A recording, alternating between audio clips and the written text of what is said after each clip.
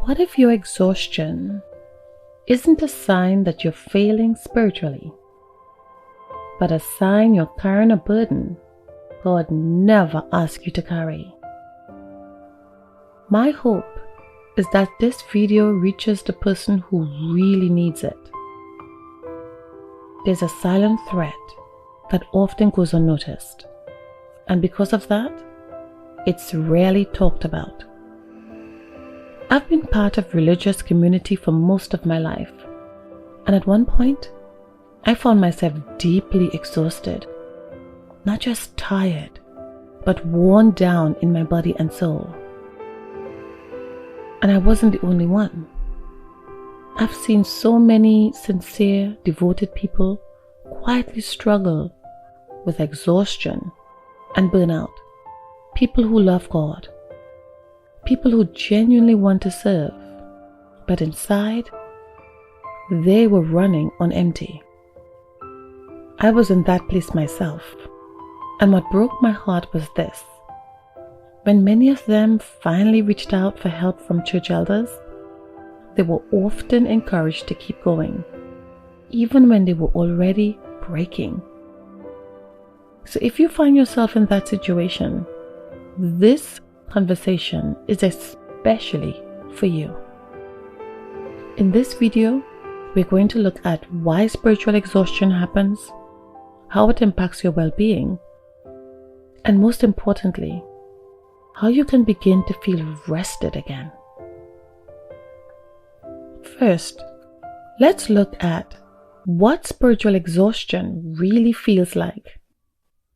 Spiritual exhaustion is not just being tired after a busy week. It goes much deeper than that.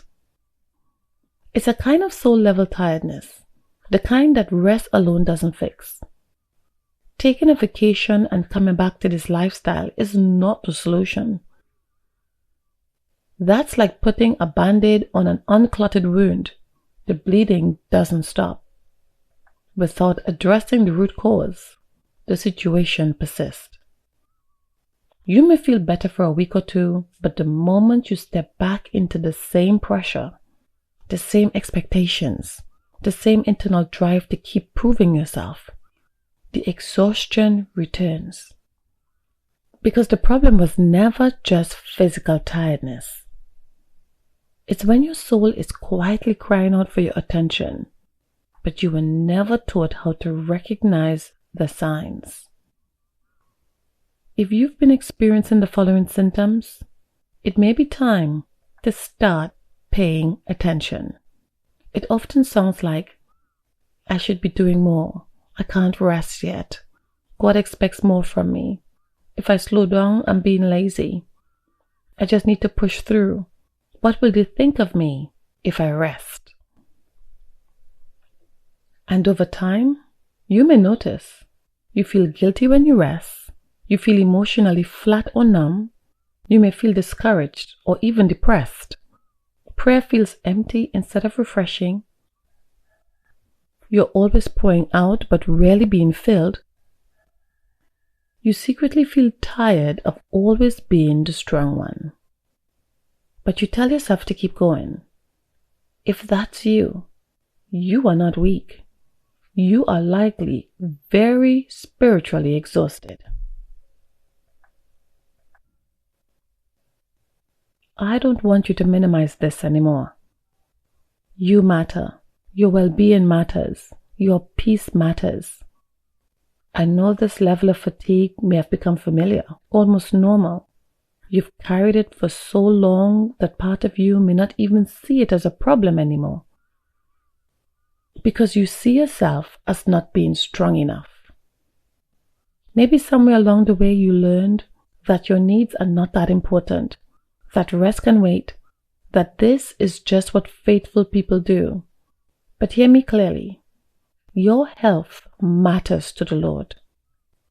Your happiness matters. Your rest and your peace matter to Him.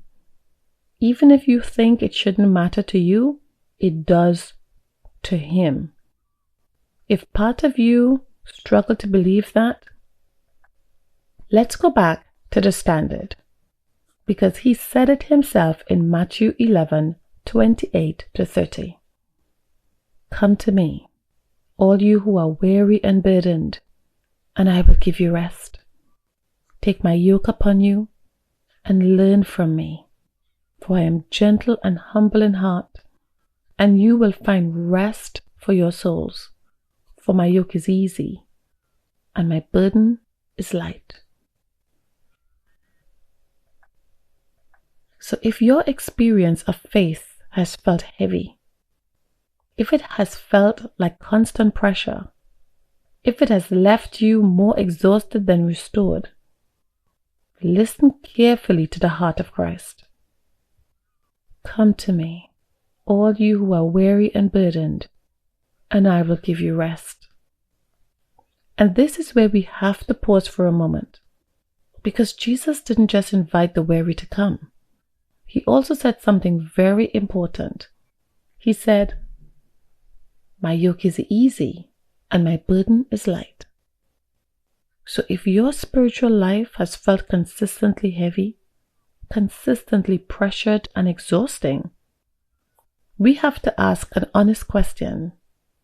Where is that weight really coming from? Because according to the Lord, this level of chronic heaviness was never meant to be the norm in your walk with God. Notice he says he is gentle and humble in heart, and then he says, learn from me.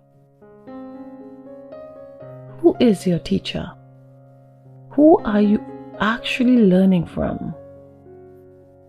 Jesus is inviting you to rest, to lay down your burdens, to detach yourself from what has been weighing you down. And in his gentleness, he's not just offering comfort, he's showing you how to be gentle with yourself, how to be kind with yourself, how to live from rest instead of pressure. So let me ask you something ever so kindly. In your religious culture, are you experiencing that? Are you experiencing the humility of Christ?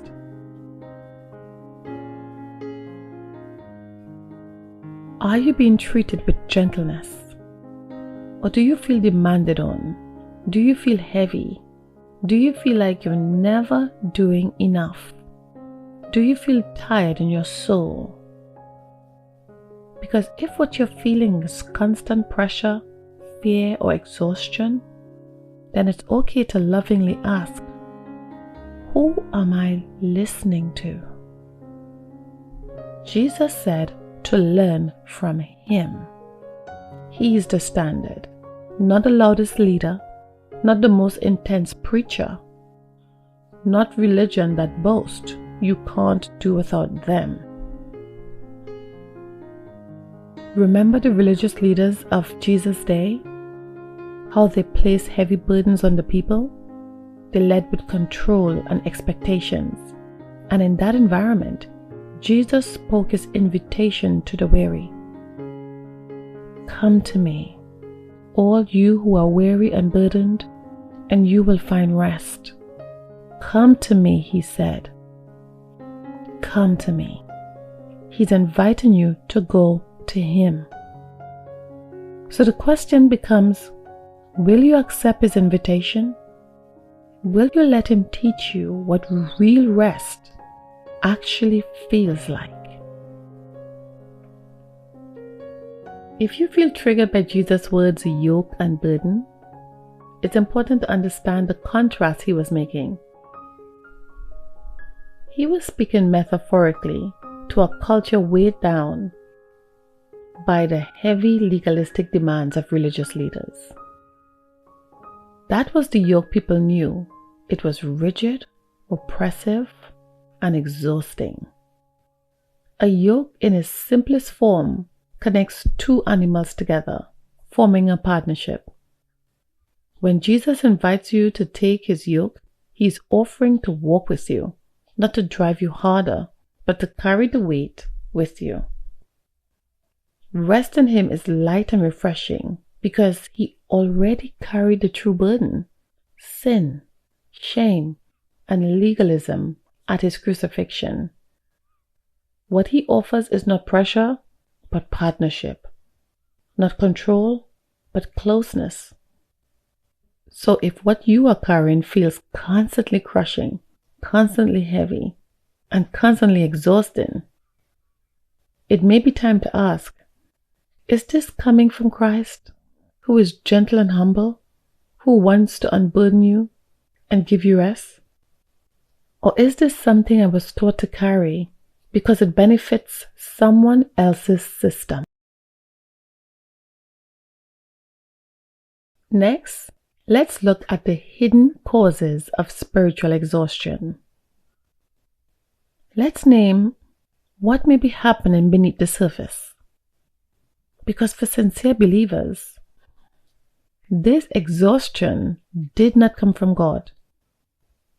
Cause 1. Performance-based faith. Somewhere along the way, faith became about doing more, serving more, sacrificing more, proving your devotion, giving more. So your body learned, I am not okay with God when I'm not producing. But here's the problem. When love feels conditional, the nervous system never fully rests.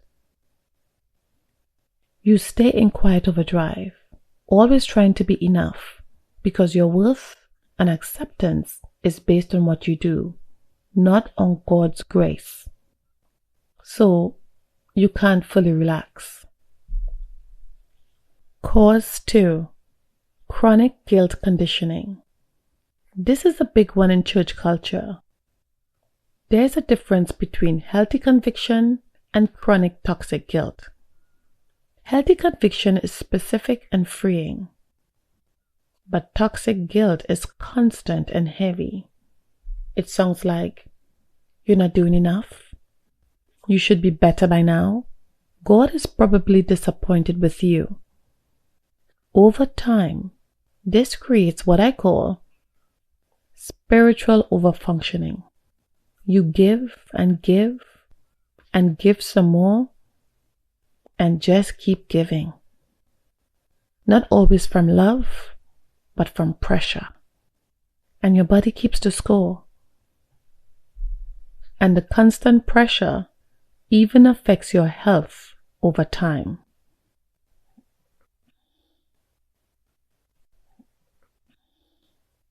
Nervous system overdrive. This is the piece many people have never been taught. When you live under constant pressure, even spiritual pressure, your nervous system can get stuck in survival mode. That looks like difficulty resting, feeling wired but tired, trouble feeling peace in prayer, always feeling internally switched on. So sometimes people think, I must not be spiritual enough. But often, your body simply does not feel safe enough to rest yet. Cause 4. Church system pressure. Now hear me clearly. God is not the author of chronic burnout. Many sincere believers have been shaped inside of church systems that unintentionally or intentionally reward overgiving and overextending. In many environments, the most exhausted person is called the most faithful. Boundaries are quietly discouraged. Rest is talked about, but rarely modeled. People feel valued for what they produce. So you learn, if I keep pouring out, I must be doing something right. And sometimes you even feel righteous in the exhaustion, even prideful, but being constantly depleted was never God's way. So what is your exhaustion trying to tell you? Your exhaustion is not weakness, it's information. What is it telling you? Are you listening? It may be telling you, You have been carrying too much for far too long. Your body has been living in quiet stress. Your faith may have become fear-driven instead of love-led. Your soul is not craving more pressure. It is craving rest, safe rest. Let me say something that may feel freeing. God is not standing over you with a clipboard measuring your output. The pressure you feel to constantly prove your devotion, very often that is coming from human systems, not the heart of God. So what is the beginning of healing? If you recognize yourself in this, please hear me. You do not have to keep living this way. Healing often begins gently. How do we begin healing? Our first step is to release the false guilt. Not every feeling is conviction. Sometimes that heavy pressure is fear. Sometimes it's conditioning. Sometimes it's years of being taught that you are only okay when you're doing more.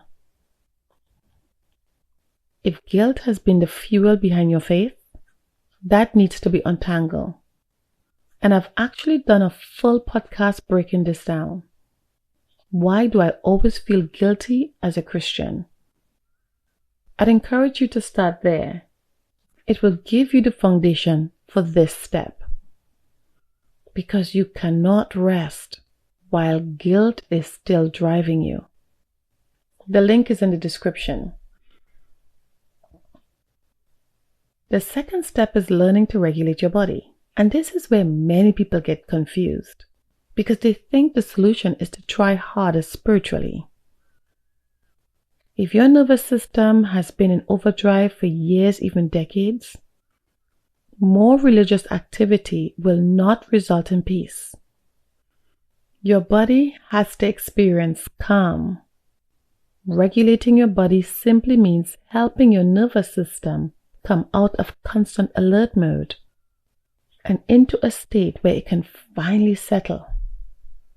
This involves reducing overstimulation, practicing intentional pausing, learning how to feel present again.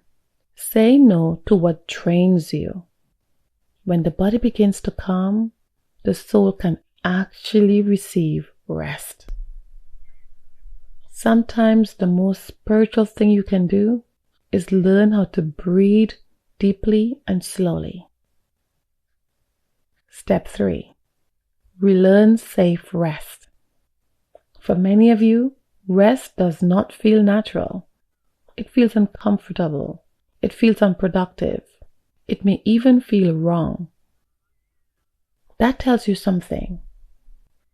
You may have learned how to survive, but never learned how to simply be. Relearning rest means practicing being loved without performing. It means discovering that your value does not increase when you exhaust yourself.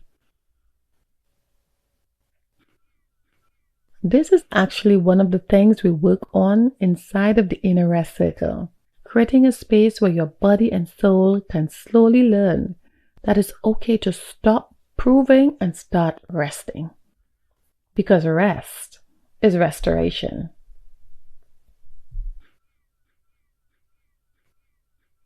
Step 4.